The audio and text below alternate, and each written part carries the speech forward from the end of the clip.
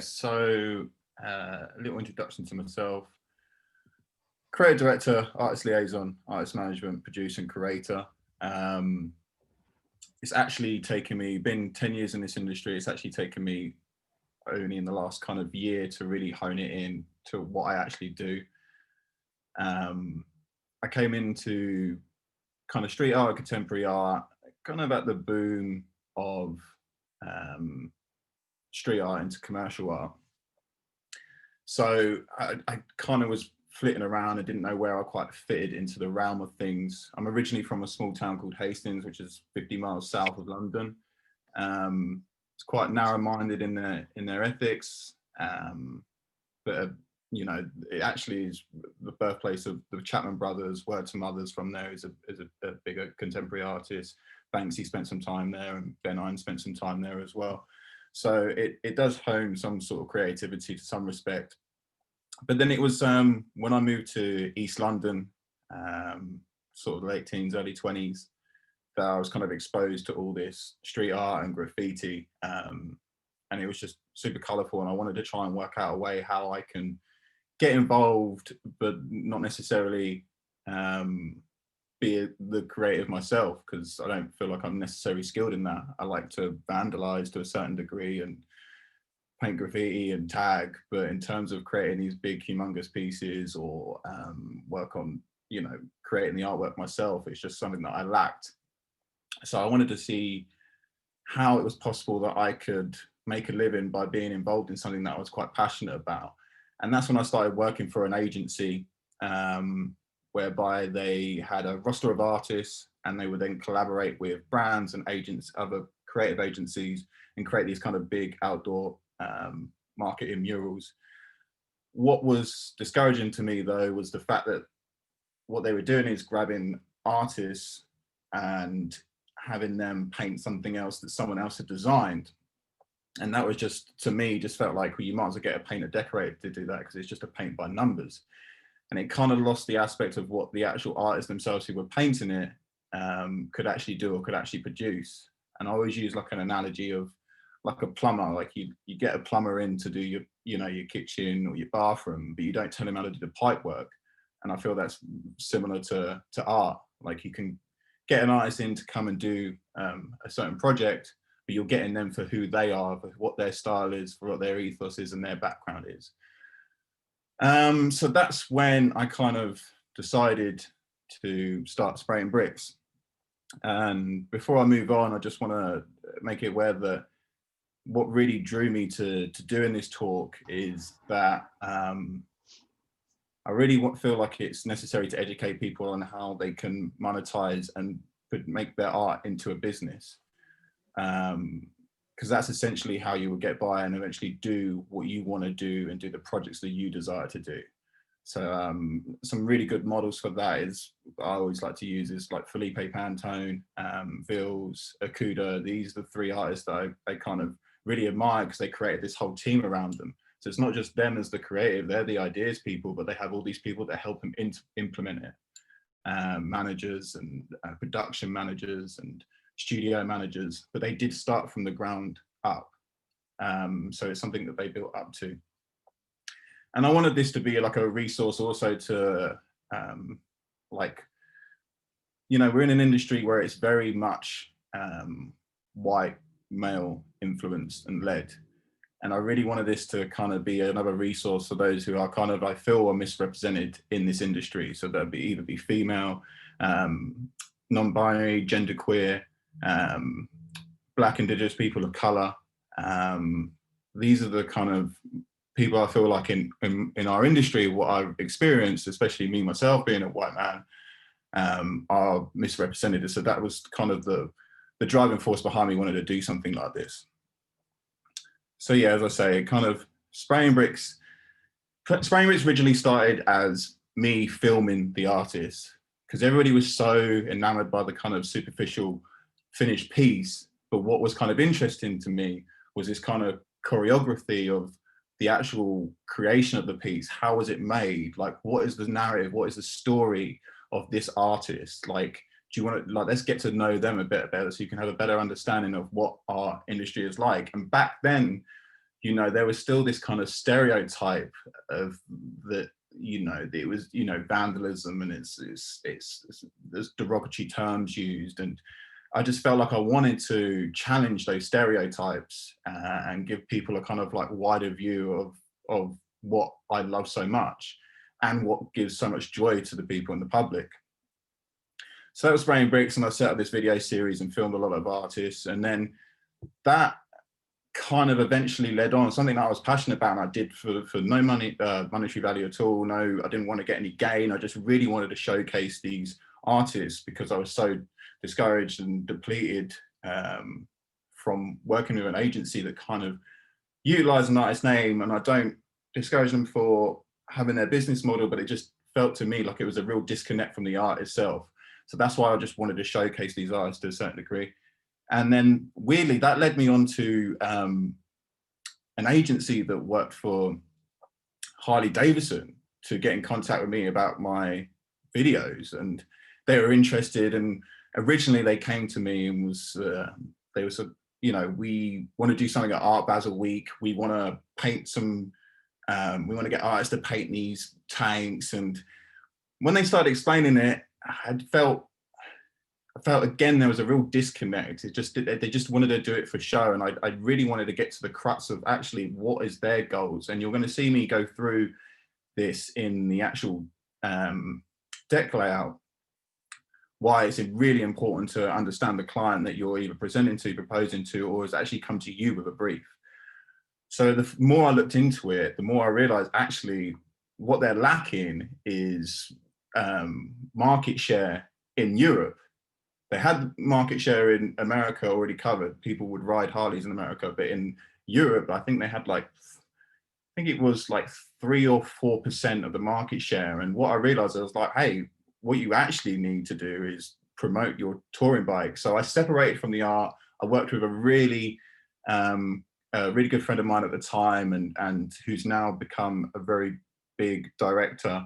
But we just came up with this concept in his tiny studio apartment in North London one time, and we came up with this whole content campaign, put it in a beautiful presented deck and presented it to them. And they're like, where's the art? And we were like, no, we looked at what your, you know, what your goals are and what you're lacking, and this is what we came out with. So that led me to start something that would bring in money for myself and bring in revenue, which was Tutman Brothers, the agency. And it was just a production agency and a content agency. And we ran that project with them, which we created their own name, Discover More. We ran that for 2-3 years and had immense kind of feedback from that, increased their market share, won awards with it. And that's kind of what set me in frame to be like, oh, okay, this is how you approach things, bringing your own like finesse, pizzazz, say, to a proposal, and understanding and having the research and understanding of that brand to act as an extension of the brand. So that's how Harley Davidson came about.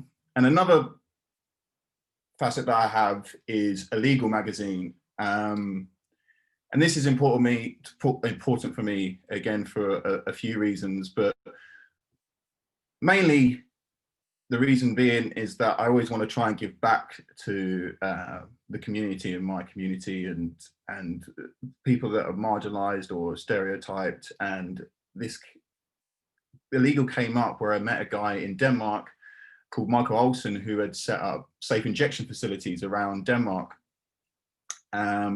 for heroin users to have a safe place to inject, administered by nurses. And that actual concept was then taken on by the government and was distributed nationwide through Denmark. So he came up with this illegal magazine in Denmark, and then I brought it over to the UK. Because sideline story, I also ran for mayor in London, and I ran for parliament.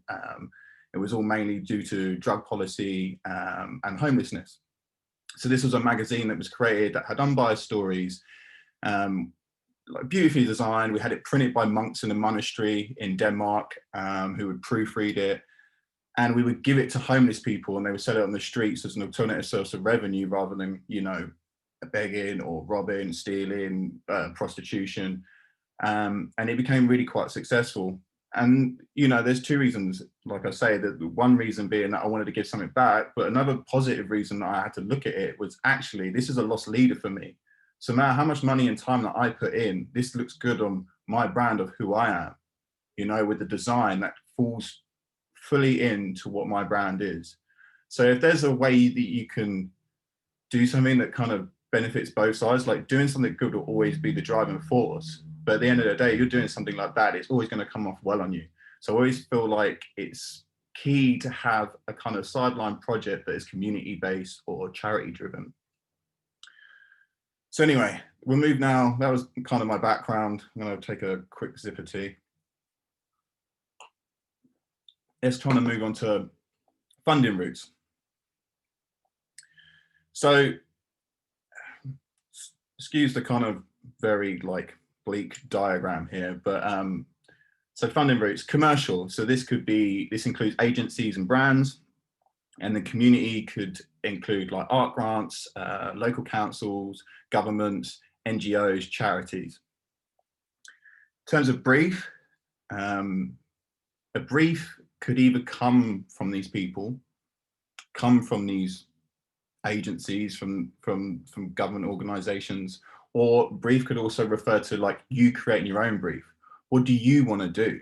Is there a project? Have you seen a wall, or is there a sculpture you want to like put somewhere? Is there a design that you want to apply to a certain product, or, you know, do you have a show in mind that can tick a few boxes? Like, think about what you want to do if it's outside of having a direct brief from a client.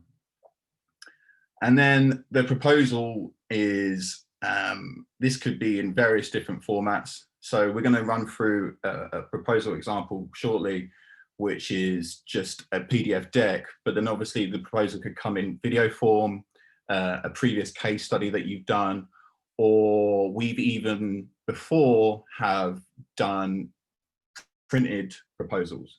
So in, you know, a high-end bounded book sent to the client, and the client's gone, wow, because they've had something tangible in their hands. So something already is a piece of art to them so they can visualize. And then it goes into two different routes here. So if it's a direct brief and you put the proposal, then hopefully you get funding. But if not, and it's something that you've come up with yourself, then there's canvassing.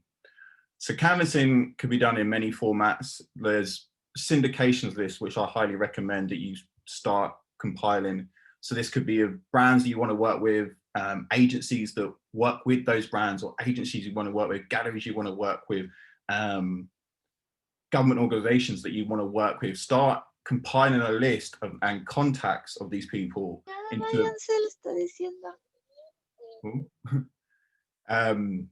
a spreadsheet. And then there's like LinkedIn as well. Is a really good source to find out who the direct people are working for these brands, working for these agencies, and getting their contact details. Another good thing is I always like to look at marketing reports. So for instance, the deck that we're going to show you an example of is based off a Vans deck that I put together. And what a lot of the goals and objectives that I got from that were actually based on a market report that I sourced through PR Weekly to find out what are their 2020 goals. Then I look at like previous campaigns, as well as like previous, you know, if we look in the community route, previous government funded projects in the area that you want to target as well. And then there's funding.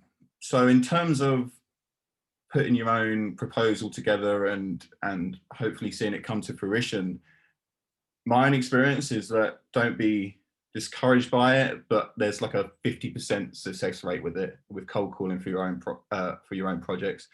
And I would say for the briefs that you get, it's approximately like a 75% success rate on project briefs. It's important that obviously you make sure you understand the client's needs and have a kind of synergy with you and them.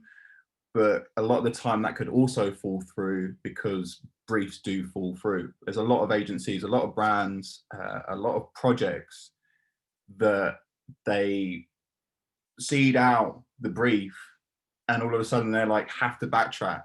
You know, I think COVID being one of them, being quite a global pandemic was one of those shocking factors that actually a lot of briefs got pulled back, a lot of funding got pulled back. I experienced it massively. In fact, with this project that we're going to look at, I experienced it. So yeah, and now I'm going to move on to a kind of proposal timeline. So this is actually a process that I developed once I developed Tupman Brothers and an agency and started having to actually get a workforce in. But you can easily apply this to yourself because it's what I started doing anyway. And then I just happened to be able to distribute out tasks and roles. And that's the thing, like what's really important to me anyway, in terms of any business, is the business is worth its processes. So if you start logging down and writing your processes, even with art, like I say, art really should be treated as any other business. You can still keep your integrity, you can still keep your creativity, but it's imperative that you do treat it as a business if you plan to be successful. You know, like I mentioned, Dakuda, Vils, Plantain, but you know, even stateside, you've got Shepherd Ferry, you got Tristan. These are people in the street art scene that have built their art on business, hence why they're successful. And then if you get to the point that you are successful, you get to literally do what you want with your art. So anyway, starting off with task management. So what are the tasks involved? Design, video editing, image creation, artwork proposals, etc. Moving on to deck elements, like what elements does your deck or proposal require? And in the next slide, I will go through various different elements that I have to my decks and a kind of rough template that I use in every proposal that I do. Research, yeah, it's a super laborious task, but the more you know, the more aware, the more confident you become. And I'm a great believer of selling yourself before you sell your idea or your concept, because if you sell yourself and you're believable and you're confident, people believe in whatever you have to bring to the table. Research your technique, research the client, research the process, research the goals, research the targets and the market that you're appealing to. These are all key things to research. And again, it's such a laborious, boring task to do. And it could take, you know, I've spent a week or so on research before, but it really is imperative to just have the pure confidence in your proposal. Copy, again, something that maybe a lot of you visual people are not as keen on compared with the design, or maybe some of you are, because maybe some of you creative writers. But I do think that before the fun of designing starts, and the painting and the editing and the image creation, that write your ideas, write your statements, write your objectives, write all the copy for each element of your proposal.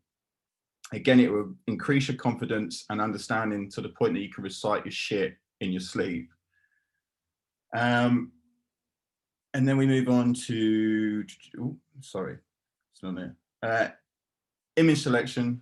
So, you know, how are you going to visualize the project? How is it going to help with your narrative and your proposal? And again, if you were in the Hoxo talk that I had, that did a few months ago, just before Christmas, I jumped on the call briefly for 5 minutes and I discussed how important the narrative to your project is to help it resonate. And I'll move on to that shortly as well. And then copy again. Back to your copy, review what you have written. You most likely want to change it at some point or add a few elements as once you've done more research and looked at the visualization. If you can, send it to friends, family, just to like proofread and read over your work. It's really important throughout this process that you try and get feedback where you can. And if you don't have a team of people, just lean on your friends and family if you can. Start compiling all your elements. Review. Again, share with your networks of friends and family, grab an outsider's opinion. Does it make sense to someone that's not in our community? Does it make sense to someone that isn't an artist, isn't a creative? Because a child should be able to understand and be able to realize what goal you're trying to achieve. Meanings behind the artwork, I understand, can be complex, but the fundamentals of what you want to do in this space and why, and this is what you need, should be just simple. Okay, review the scope of work involved. So this includes your production, mainly your production and your process. You need to be prepared for questions and queries on the project that are not visible in the pretty looking deck that you've created. You know, think in America, I think it's Shark Tank. Here it's called Dragon's Den. But, you know, when the entrepreneurs are like grilled and questioned about the behind the scenes of their business proposal, they fall and they fail. And that's when they lose the interest of the entrepreneurs. So it's really key to understand and be prepared for any questions that you feel like are going to be chucked at you.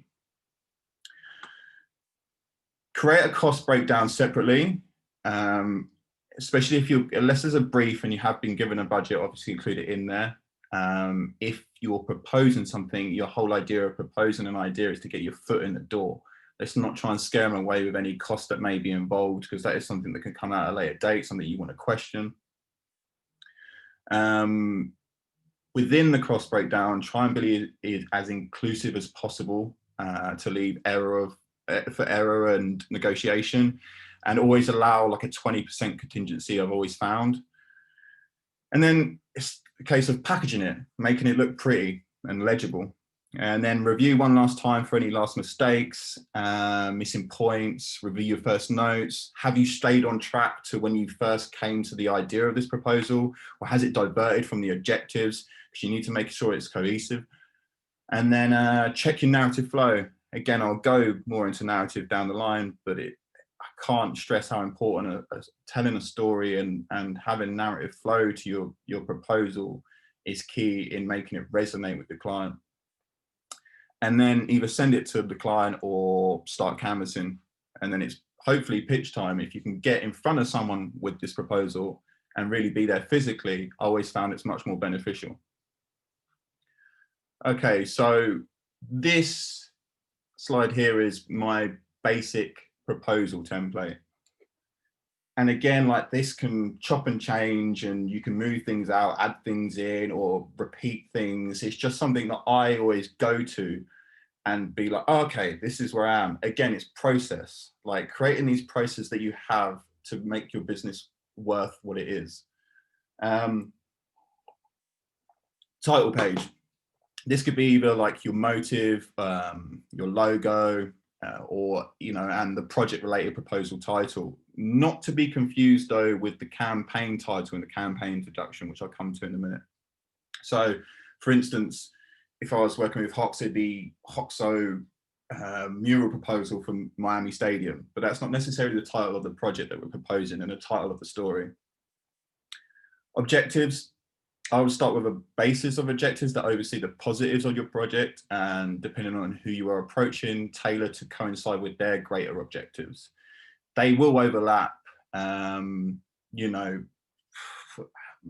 representing positivity and, you know, bridging, we're going to do vans, so like bridging the gap between art and skateboarding, these kind of like generic terms, but it just gives you that confidence and makes you hone in and actually understand the market and understand your client. Always give like an image and a quote within the first 3 pages, because it starts visualization. People are fickle, we all are, and if you can jump in and start with a great visual and accompanying romanticized quote to catch them, do it. Knowing client philosophy. So this can come from your research. I had a project with Tupman Brothers where we worked with Michael Kors, and we were up huge big agencies. Bearing in mind our agency was just 3 of us, and we had 1 part-time person, studio manager. And we were up against Mother, I think we were against Ogilvy as well. And we were a bit huge kind of agencies, and they all came in with this pitch and came in with this deck. And I felt like we ended up getting picked out of the bunch. This small, nimble agency got picked out of the bunch purely because of our research and our understanding of the brand. And again, I always feel like it's imperative to feel like you're an extension of your client that you're proposing to. You know, you're as well as representing yourself and keeping your own integrity, you're a representation of that brand. So Michael Kors, we worked on, they were launching their menswear campaign. It's in London, and they'd never done menswear before, is what they said. However, when we actually did the research, we found out they did. Michael Kors himself had released a menswear range, and it was something that really shocked the whole marketing team that we were proposing to. And they were like, wow, you seem to know our brand better than we do.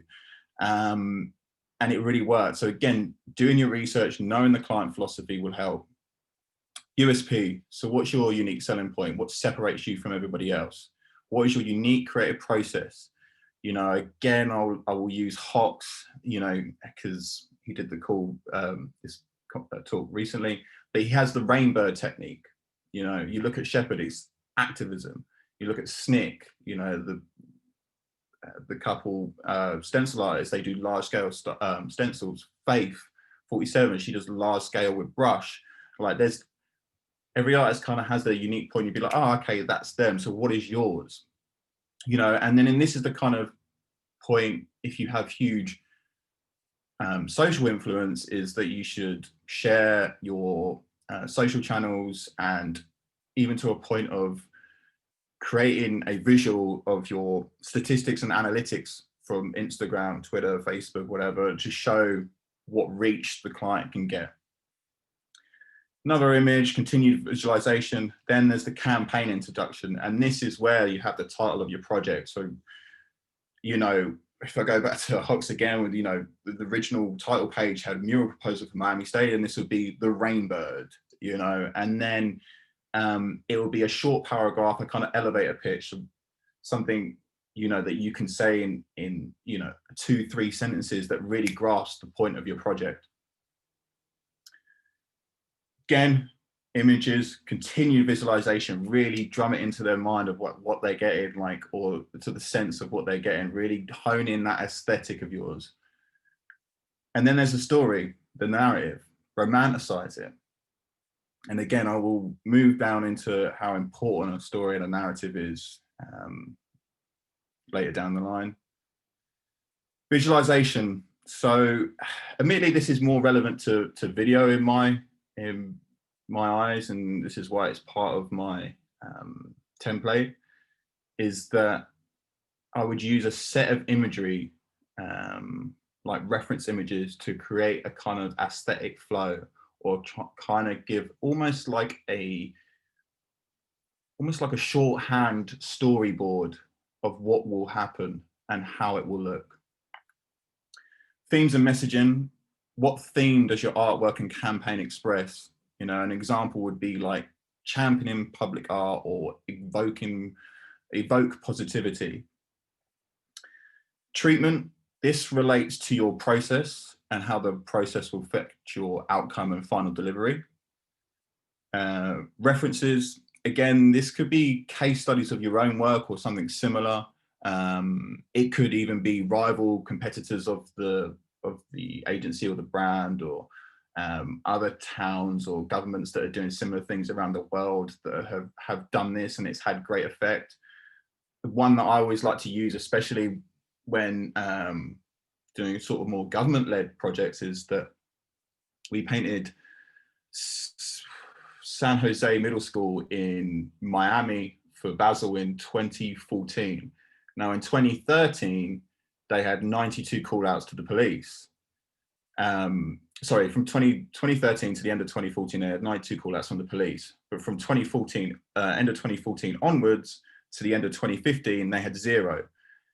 And the school itself liked to kind of put it down to the benefit of having the school like a public art gallery. There was literally 32 artists that were involved.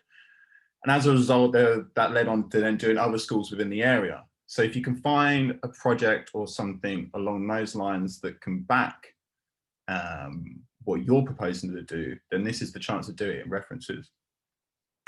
Then as deliverables, this kind of relates to your design or your video work. What will they get? If you have a social post that you're proposing with it, You know, use every piece of leverage that you have. When it comes to the brand, especially, they're always looking for the content, and content is king and queen. So what you want to do here is just, it's literally outlining exactly what you're giving them and what you're proposing and what you're going to get out of it. So like, it could be a mural, and then with that, it's going to be an activation. With that, there'll be a live event. With that, there'll be X amount of posts. And this is kind of, you know, what you're proposing, you will give for return of the funding. Amplification. So, you know, how is this shareable? Is it content worthy? Who in your network can you utilize? Like, do you know other like influential people on social media, or is there specific press partners that you can lean on for success? If not, then state the types of press and social media channels that would be interested or inclined to feature a project like this. Can you do a workshop alongside the like a government funded project? Are you planning on giving proceeds back to an organization or a charity? So really, this is kind of like what is outside, and how can this reach people beyond the direct project that you're proposing at hand? Again, like I said, budget, not always necessary, less stated in the design brief, but again, always good to do for your own internal use. Then why you, us? Like, why you, why us? You know, along with the USP, what are your traits and characteristics? Your USP is like your unique selling point. It's like your thing, right? So, but this is almost like a resume when it comes to like, why us? So, you know, I don't want to, this is being crude, but you know, like, oh, bubbly, or, you know, it's basically selling yourself again. Like, what makes them want to work with you? What makes them think that you're the right person for this project? Then a conclusion, like summarize everything that you've proposed above. Make sure that you can see that it's a natural fit for this collaboration. Reasons to why you deserve it. Again, this is kind of like a finished elevator pitch. You know, the elevator pitch you're given at the start with the campaign introduction, and this is now saying why. This is why I deserve it, and this is why there's so much synergy between you and me. And then I always like to finish with a contact page, because people, especially if you send it online and they're viewing it through an email, they scroll through and then the last page is just left there, and then they're kind of sort of contemplating and think about it. And for me, it kind of gives them the urge to then contact you immediately. Okay. I'm gonna have another sip of my tea. Sorry. This is great. I hope I'm not talking too fast. I can get carried away. Plus my accent can. This is awesome. Okay. So anyway, the importance of narrative. So there was a Native American proverb that said, "Those who tell the story rule the world," and that kind of stuck with me a lot when I first heard that. And then I really quite like the idea of like, those who tell the story can change the world. That also actually reminds me of a quote by another artist that said that I'm not trying to change the world, I'm just reacting to the world trying to change me. But sorry, I digress. So I can happily, after this or in the comments list, I can share a talk that I did for the art conference back in London in 2016, where I go into the importance of narrative and the importance of storytelling. I went into more detail. It was actually an hour-long talk, so we don't have time now to go into it, but it just goes to show how important I feel it is that you really hone into what your story is and what your narrative is. You know, because a story makes you feel connected to someone, right? It makes you resonate. And one example that I always use in pictures especially is my Keanu Reeves story. So apart from Bill and Ted and maybe Point Break and the first Matrix, I really didn't have a love for Keanu Reeves, his films. You know, I really wasn't a fan of John Wick, and Speed was fucking terrible, if I'm honest.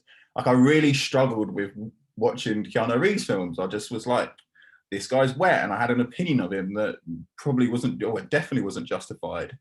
And then I found out his story, right? So I found out the second and third Matrix, he gave all of his earnings to the crew. He separated evenly across the crew. He still takes public transport. He went through a really hard time of like losing his best friend, losing his girlfriend. He lives in a real modest house, really humble guy, super loving.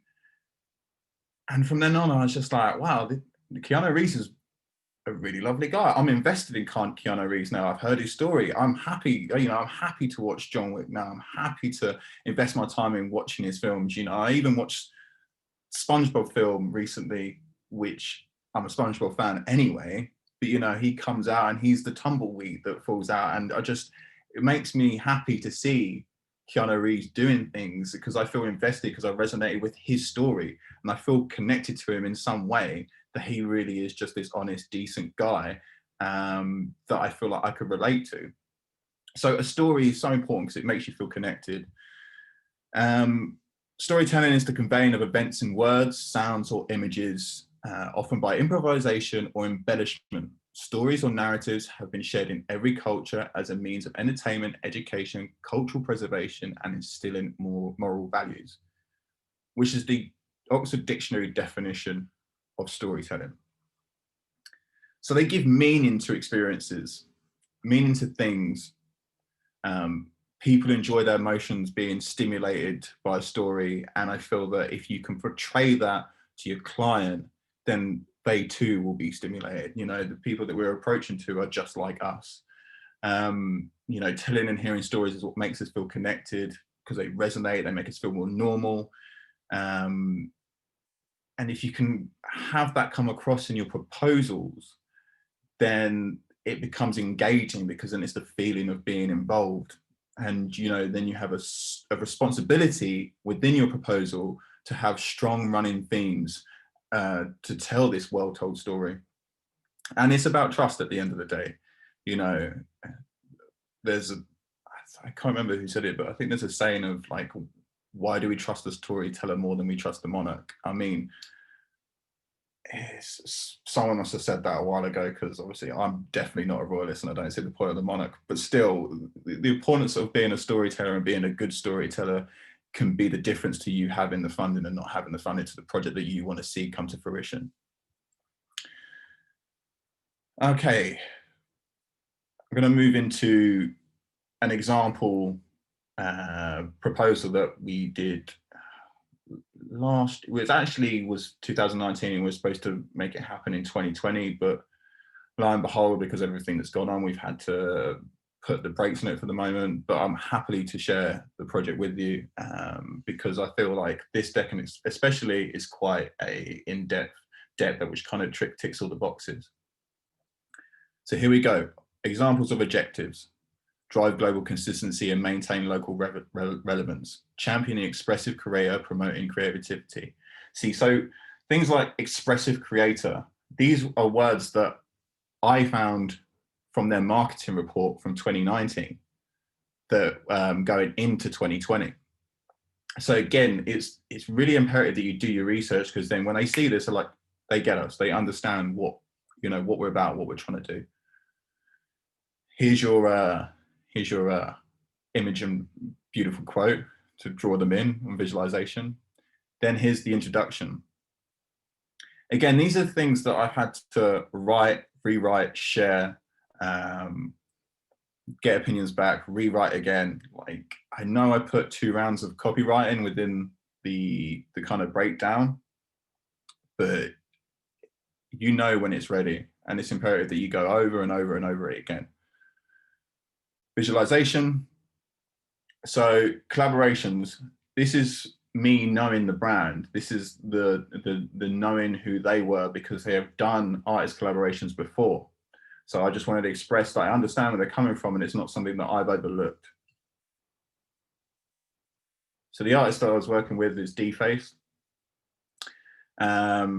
He's synonymous with skateboarding. He's designed decks. In fact, this image to the left was where he created a mechanism that would stick to the bottom of a skate deck, and by remote control we can press it down, so as they skated and painted the whole ball. quote from D. Then this is me going into who D-Face is. D's known that there's like links as well. These are all interactive PDFs. So you see the Facebook, the Instagram logo up in the top left-hand corner there. Like all these images and logos link to a certain page that may be relevant to that, either that image, that person, or that statement that is made. Some sort of reference or press or something to try and back that up. Again, some more examples of his work.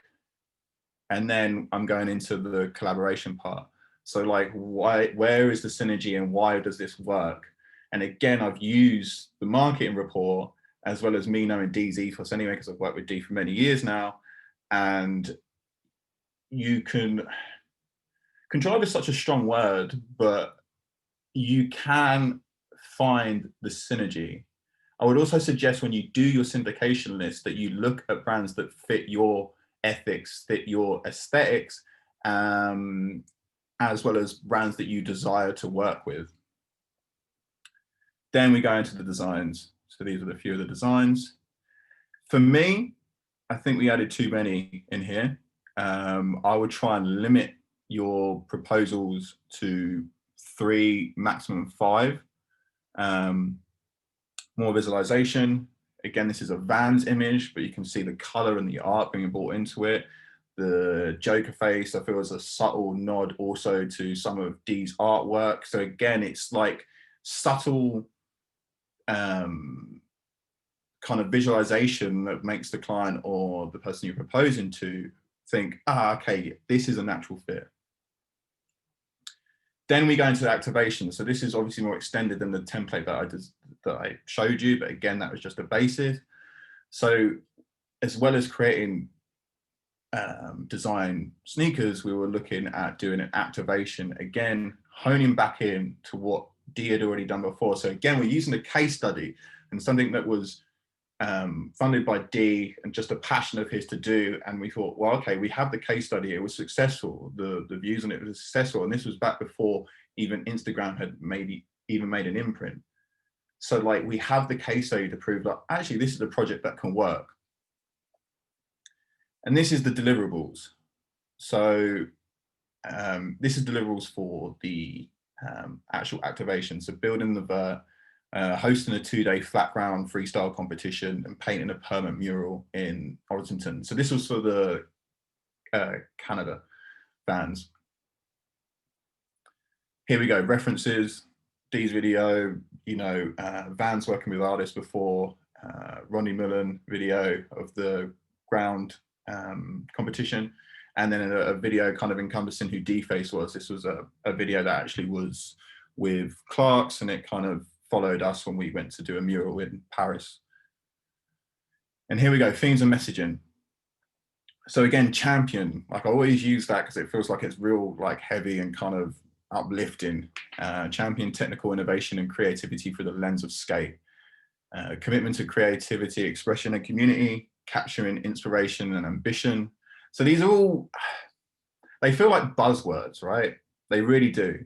And if I'm honest, a lot of this phrasing is something that is interchangeable to me. And this is what's great about doing decks and doing proposals in general anyway, is that they become interchangeable. And once you have a template for one and put the work in for the one, they start flowing easier and easier. So when I first started putting decks together, it'd take me 1 to 2 weeks. And for instance, I've done 2 for Hawks in the last week this was, but I did 2 for Hawks in 4 days. So you really do create, and I'm doing it from multiple different eyes. So if you're an artist on your own, then you kind of will set yourself, your aesthetic, your template and your process, and it will just immediately flow for you. And I just think it's worth putting that effort in terms of the copy, in terms of who you are, in terms of what your story is right at the start. And then we look into the sneaker collaboration again, really like honing in on that visualization. Then there's the past collaboration. So again, we've revisited the fact that we know their brand. Like, we understand that they've worked with Ralph Steadman, we understand they work with Cause. And it's key for us to like really hone in and be like, look, we do understand that you've done this and we have a real extensive knowledge of your history of your brand. And this again is why it fits well. Sorry if I feel like I'm repeating a lot of the words, but it's kind of what happens again, just to kind of reinforce that you understand the brand and understand that there's a real synergy. So then we moved on to content, which was the third part of the campaign. And here we've used some imagery in terms of like aesthetic again. And then this is amplification. So what press can we use? What would feel right for this? Where would this be picked up and how can we amplify the project? And this is the kind of conclusion, you know, again, honing in on a direct links and synergy between the artist and the brand and why their partnership will work so well. And this is the kind of why us / contact page. So for some reason it's quite blurred out on here, but I'll read them out. So we understand you. We collaborate with brands in partnership as an extension of the brand. We're nimble.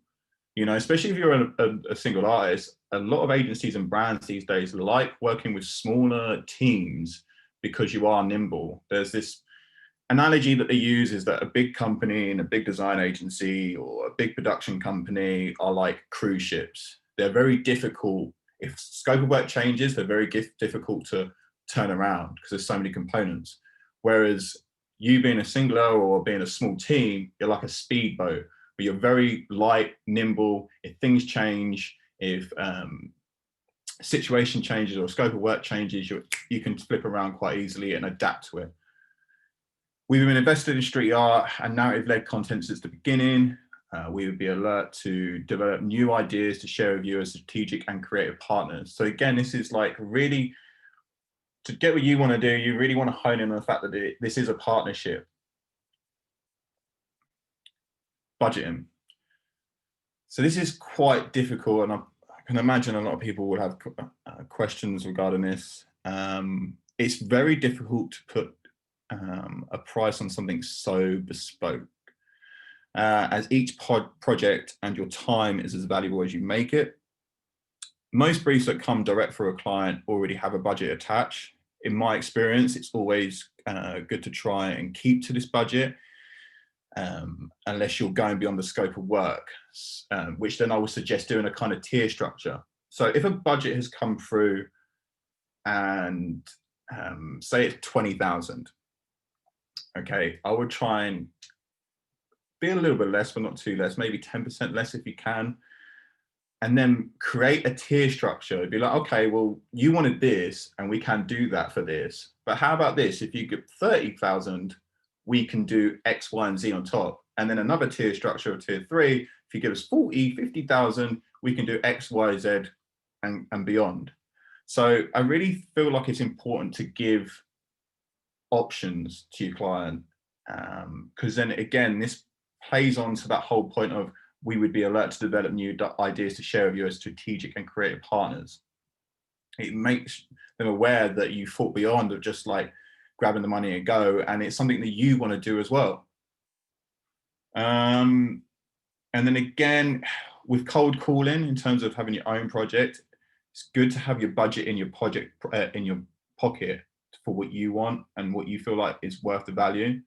But again, it's best to keep the money side of things to yourself to once you have your foot in the door and you're in front of them. Again, sell yourself before you sell your product, before you sell your idea, before you sell your concept. Because then you can discuss with them and see if they might have a minimum budget in mind. Again, negotiation 101, you know, let them say before you say, and see if you can meet in the middle. Sometimes they do shock you. I've had it before where a brand's like, well, actually we have 100 grand for this, and I was actually just expecting 50. So there's ways. I don't need to get into negotiation with you people. I'm sure you're capable enough and competent enough, but to understand the art of haggling. But this kind of a budget is something you want to keep in your pocket until you have got your foot in the door. And then I kind of want to finish on this one. So this is one of my favorite projects that I put together. It was also with a colleague of mine, Juan, and Ben was just moving back. Ben I was just moving back to the UK after being in the US for so long. He was actually deported. It's another story. But we wanted to kind of mark his arrival back into London, back into the UK. He's London born and bred. And also coincide with that, this is Hackney Wick, and Hackney Wick had the largest community of artists per square mile in the whole of Europe. And they were being pushed and pushed out because as a result of the Olympics and gentrification, etc., and building. And we just wanted to kind of celebrate the area for what it is. So we put together a deck, very small one. We went down to, we met with developers in that area, trying to find where we could utilize a large space. Bear in mind that thing down there at the bottom is actually a double-decker bus, so you can kind of see the actual size of this. Yeah, we found the developer. They said, yeah, we're cool with that. You can utilize the space. You just need to make sure you meet all different health and safety regulations. That's fine. And you can have the space as free of charge. Just make sure that obviously we get some sort of credit, which we were happy with. So then we put the get together. We went down there. We shot the space. We used the drone, made sure that people can get the real feel of how large this space was. And then we put the deck together. And it took 18 months of cold calling to get this over the line. I had meetings with various different agencies. I don't know if you know them in the US, but we have a really horrible airline here called EasyJet. They were interested at one point through an agency that I had cold called. And they were like, well, yeah, we'll do it, but can you make sure it says EasyJet? And this is where, like, after working for that first agency before I started my own, I vowed to never really compromise integrity, integrity of the artist or my own integrity, because I worked on a really horrible project actually in this area that was with Coca-Cola, and it really didn't go down well, and it really sat bad with me. And from then on, I kind of learned the lesson of like having a balance between getting the funding to do the project that you want, but also keeping your own integrity. So yeah, EasyJet wanted to blast orange EasyJet all over it, and we were just like, no, that's not happening. They offered us a lot of money. There was various other companies that really wanted to try and hone in and like put their own twist and like flair to it, adding in logos. And I was just like, no, this is a project for the area. This is a project for Ben to do. I'm not having the integrity of the artist compromised. And it took 18 months to finally get it over the line. And we through another agency, got the link with Zippo.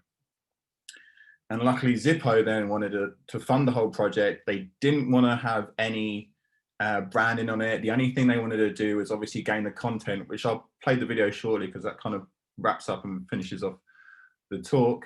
But we got 5.4 million social engagements, 11 million views on the video, increased their market value. And we got to do a collaborative lighter, which was beyond the scope of work that we wanted to do. But the most important thing is that they didn't need to brand it or add their own flair to the mural and to the piece that's on the floor. And that was the most important part for me, and the most important part for Ben is we wanted to do something for us. We wanted to do something for us. And then there's a lot of artists that say you can't take money from brands, you are compromising your integrity. And to a certain degree with some brands, I do agree with that. But you have to pick your battles.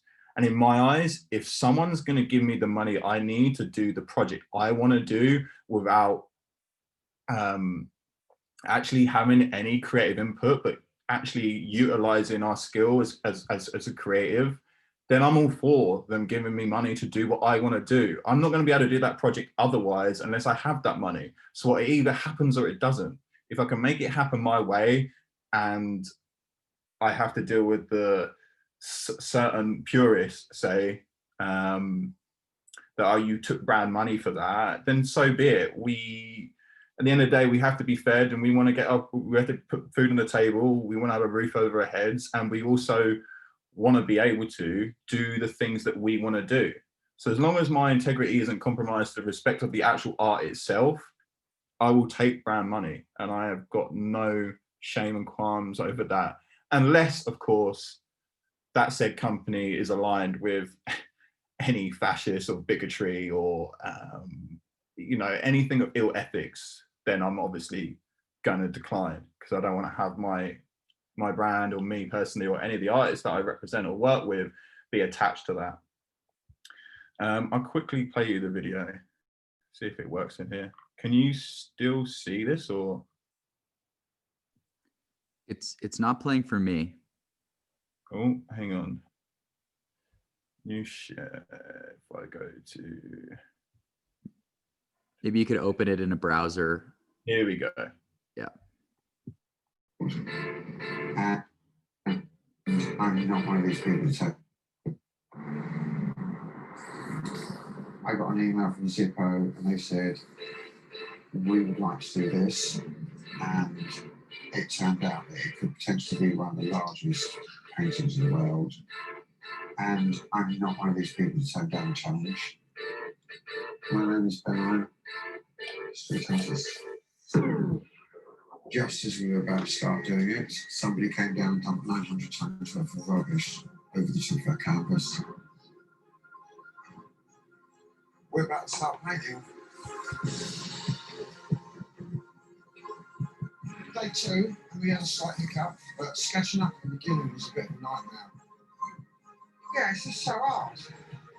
Like on a wall, it's really easy to draw straight lines and horizontal lines. But here, like when you look at the feet, I'm not used to running around like this. I'm not going to sit like this. We've worked out how to do it a little bit better, a little bit quicker. And yeah, that was special for the letters.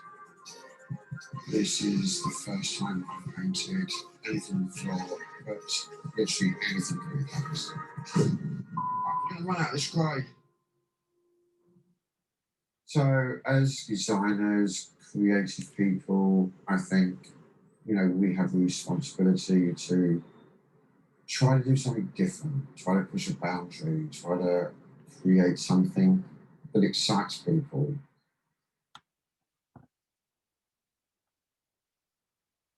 Okay. Will you all manage to hear that as well, or did that not work? Yeah, that was awesome. It was a little choppy, but okay. it got the point across. Is that Great. is that the end of your presentation? No, oh, sorry, hang on 2 seconds. Let's stop this. And then I'll go back to there was just one thing I wanted to show you guys first. Okay. And if you've got time, we'll begin a Q&A after you're finished. Yeah, there's just literally one last thing. So in terms of resources, callforentry.com, I believe, or .org is a really good resource for artists. There is government-led, it's predominantly US based actually as well, but there's a lot of government-led projects, brand projects on there that are just having a call out for artists. The budgets vary from $25 for a design up to 80, 100,000 for mural projects. So this is a really good resource. Another really good one is D&AD. If you can afford for the £100 membership or $100 membership it is a year, it's a really good source to get briefs direct from brands. So you can scroll through and be like, oh, this has come up, and then you can propose directly to brands. And having the weight of being a member of D&AD actually does help as well. And I think in proportion to the cost of it into what you get back is actually a really good investment. And yeah, that's it.